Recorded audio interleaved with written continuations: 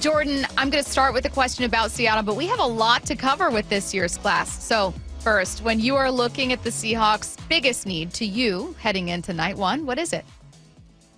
I think it's offensive line. They have to figure out a way to address some interior spots. I know they had some inconsistencies across the board at those spots a season ago. And then you have to also factor in the durability concerns with Abe Lucas at right tackle. So I think offensive line is definitely one area where they could definitely look to address, and then also just finding another outside receiver. I think that's another area where they could be pretty aggressive about addressing too. Do you see any surprises coming up in the first round? Because if things stay put, if teams do not move, I think it'd be the first time since 2001 every team held their original position. But obviously, we expect some things to happen. Do you feel or foresee any surprises in this first round? Yeah, I think the lack of consensus at the top of this year's draft outside of the top 3 picks, I think we're gonna be in for a wild ride on Thursday. Honestly, just because at the top, I think it's presumed and fair to say that Cam Ward is going to go number 1 and then Abdul Carter and Shedeur Sanders in some form or fashion. But after that, with the New England Patriots at number 4 overall, I think that's where things get really interesting in this year's class. So related to Bump's question, we are hearing reports from one of your colleagues at ESPN that there could be movement near the top. Is that like with teams at the very, very top? So there's not someone trading up from 20 to 2. We're thinking it's just movement within the top 5. Yeah, I think movement within the top 5 is fair just because there's a lot of question marks about this year's offensive line class. And everybody knows that New England, they need an offensive lineman at 4. It's just a matter of which one that they're taking. Is it going to be Armand Membu of Mizzou or Will Campbell of LSU? It even can be Kelvin Banks of Texas. Nobody really knows what's going to happen at that number 4 slot. Yeah, it does get tricky at number 4. And I'm a wideout, so I spend a lot of time looking at these wideouts. And I think you have a mecca in your mock draft going into the second round to the Jacksonville Jaguars. What do you make of just this wide receiver group in general, and especially the negative things that you've heard about McMillan?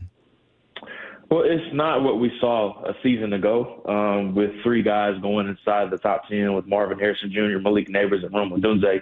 We don't really have that marquee name at the top in this year's draft. I think the first one could go really as high as the Panthers at 8, but I still expect them to go defense. Now you're talking about Dallas at 12 potentially, and then a bunch of teams after that needing a receiver. So that 8 to 12 range is where we could see the first one go off of the board, whether it's Matthew Golden of Texas and then also Tetairoa McMillan, who you just mentioned, of Arizona. I think those are your 2 that are probably going to come off of the board. After that, then it gets really interesting, whether it's Emeka Egbuka, Luther Burden III, and then some names in that area, in that range as well. But with McMillan, he's one, it just depends on who you ask. Honestly, there's a lot of mixed opinions about him. I personally am very high on him. He's inside of my top 20 prospects. I think that's a fair range of where he's going to go. I like the big body stature that he has, the physicality, and just the ability to play above the rim. I like receivers that archetype and really play to their size.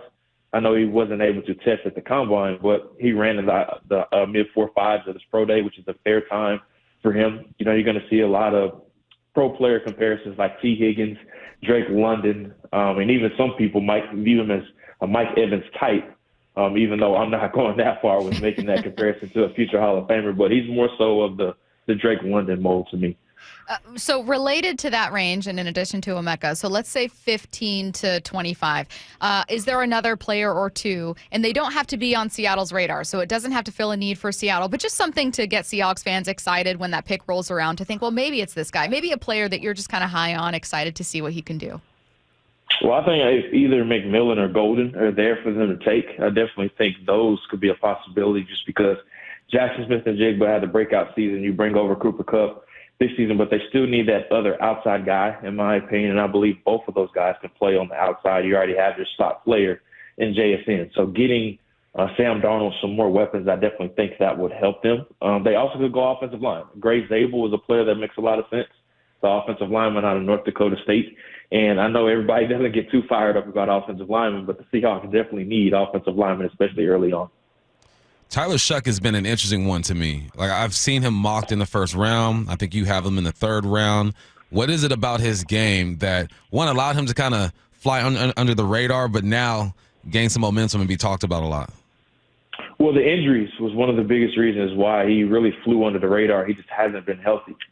Just how long he's been in college. He actually was Justin Herbert's backup at Oregon in 2018. So we're talking about somebody that's been in college for a very, very long time. But throw out the age with him, honestly, even though he's going to be a 26-year-old rookie. I actually love the experience that he has just because you can never play too many reps as a quarterback. So him coming into the league a little bit older, I see that as a positive. Honestly, that was one of my biggest takeaways from last year's draft class. The two guys that played the best, Bo Nix and Jay Daniels, were the two quarterbacks that played the most snaps in college. So I think Shough's experience is going to be something that works in his favor. He's a really polished pocket passer. The biggest thing with him is that he just needed to stay healthy, and he was able to do that for the first time last season, but it's just a matter of now is he going to be able to replicate that moving forward as far as the durability.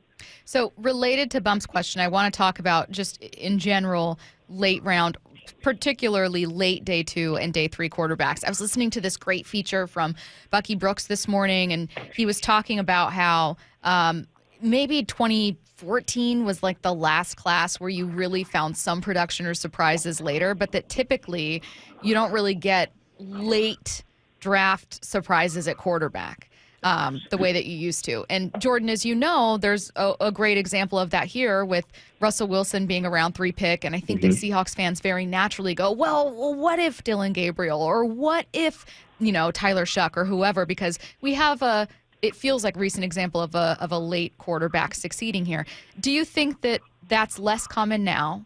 And why do you think that is, if so?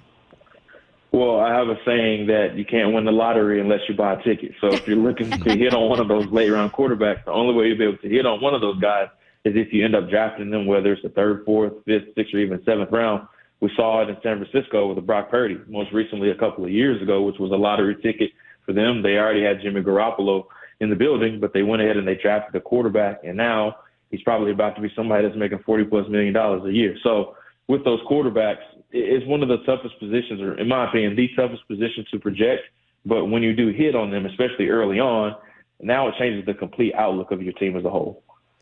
I was just telling Stacy that I think the most athletic guys play defense, and you get contributions early from certain positions, right? Like running back, you can hit early, DBs or whatnot. Is there a position in your experience to where you feel like you can find one of these guys later, or history says you can find a couple of these guys later at this certain position and have them contribute early?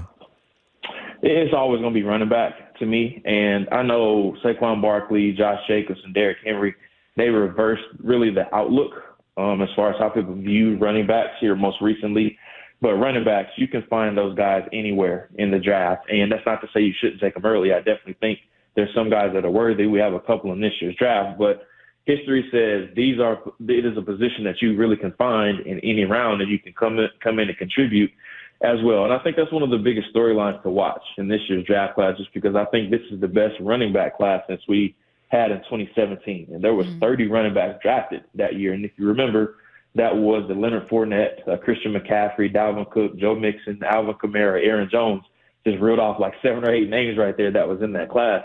That class is very reminiscent, or this class is very reminiscent of that class. I think we could get 30 or more running backs in this class drafted. So very related. Would love to hear some names that you either like for Seattle or like for a team that's going to use, let's say, a round 3 or later pick on a running back.